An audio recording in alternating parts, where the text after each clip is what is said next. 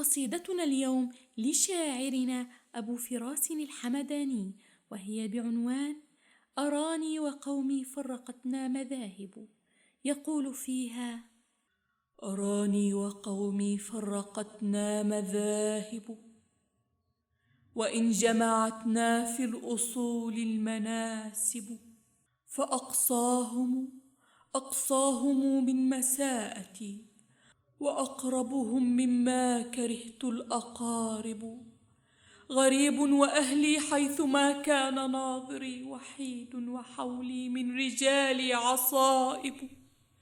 نسيبك من ناسبت بالود قلبه، وجارك من صافيته للمصاقب. وأعظم أعداء الرجال ثقاتها، وأهون من عاديته من تحارب. وشر عدويك الذي لا تحارب، وخير خليليك الذي لا تناسب. لقد زدت بالأيام والناس خبرة، وجربت حتى هذبتني التجارب. وما الذنب إلا العجز يركبه الفتى، وما ذنبه إن حاربته المطالب. ومن كان غير السيف كافل رزقه، فللذل منه لا محالة جانب.